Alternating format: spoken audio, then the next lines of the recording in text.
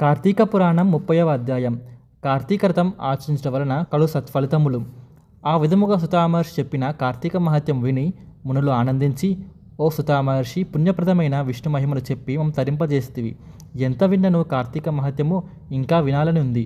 కలియుగమందు కలుషాత్ములై రాగదులకు లోబడి సంసారమును సముద్రమునందు మునిగి ఉన్న వారికి అనాయాసముగా పుణ్యమొసగునదేది? ధర్మములో శ్రేష్టమైనది ఏది? దేని వలన మోక్షము లభించును? దేవతలో శ్రేష్ఠుడెవరు? ఏ కర్మ వలన మోహము నశించును? ఈ విషయములను హరిమహిమను తెలపండి అని కోరిరి. అంతటా సుతామహర్షి, ఓ మునీశ్వలారా, మీరు అడిగిన ప్రశ్నలు చాలా బాగున్నవి. ఈ ప్రశ్నలు లోకోపకారము నిమిత్తమొకటచే నాకు మికిలి సంతోషం కలిగినది. వీరు అల్పాబుద్ధులుగా నరులకి మోక్షోపాయం నెరగించుటకై ఇట్లా అడిగితరని గ్రహించి తిని. అనేక యాగములు చేసి అనేక పుణ్య తీర్థములందు స్నానం ఆచరించి ఎట్టి ఫలం పొందుదరో అట్టి ఫలము ఇట్టి మంచి మాటల చేతనే లభించును. కార్తీక ఫలము వేదోక్తమైనది. కార్తీక వ్రతము విష్ణువుకి ప్రీతి కలిగించినది. శ్రీహరి కథాసూక్తులు ఘోరమైన నరకములు పాల్పడక సంసార సముద్రం నుండి తరింతురు.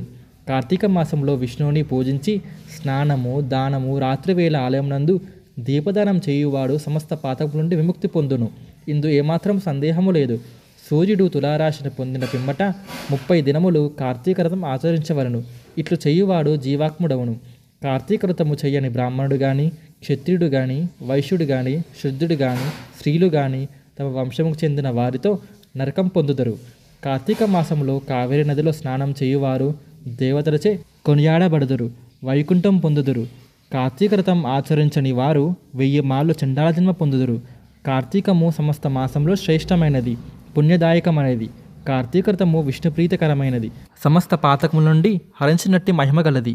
కార్తీక మాసం నందు రవి తులారాశి యందున్నప్పుడు ప్రాతస్నానము, దీపదానము, కంచుపాత్ర దానము, దీపదానము, ధనధాన్య దానము, ఫలాదానము, గృహదానము చేయుట వలన అనంత ఫలము కలుగును.